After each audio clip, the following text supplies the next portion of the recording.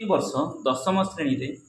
Board परीक्षा रे एभली गोटे क्वेश्चन आसुची वृत्तर साधारण स्पर्शक संख्या केते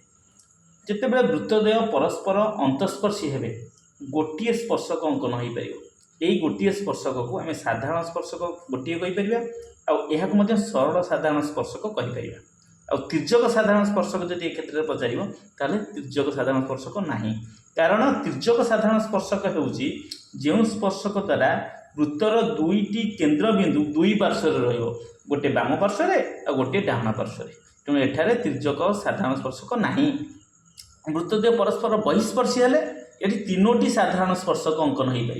आउ साधारण स्पर्शक संख्या तीनोटी हम आउ सरल साधारण स्पर्शक दीटा दुईटा सरल साधारण आउ यही गोटे स्पर्शक जी कि वृत्तर केन्द्र बिंदु को बाम पार्श्वर डाहाण पार्श्वर विभक्त करुच्ची तेणु यही गोटे हूँ तिर्यक साधारण स्पर्शक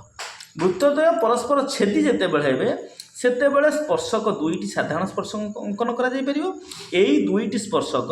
सरल साधारण स्पर्शक अटे किंतु एठारे तिर्यक साधारण स्पर्शक अंकन हो पार ना वृत्तद्वय जो परस्पर अणछेदी हे जो परस्पर को छेद करेंगे ना से चारोटी स्पर्शक अंकन कर साधारण स्पर्शक किंतु सरल साधारण स्पर्शक हूँ एक आ दुई आ तिर्यक किए ना ये गोटे तिर्यक दुईटा कारण यही दुईटी स्पर्शक द्वारा वृत्तर केन्द्र बिंदु दुई पार्श्वर विभक्त होउछि तेणु साधारण स्पर्शक एठार चार्टा हम सरल साधारण स्पर्शक दुईटी हम तिर्यक साधारण स्पर्शक दुईटी हम आ वृत्तद्वय जो एक केन्द्रीय हो बलय होठार कौन स्पर्शक अंकन कर अर्थात साधारण स्पर्शक 0 सरल साधारण स्पर्शक 0 और तिर्यक साधारण स्पर्शक 0।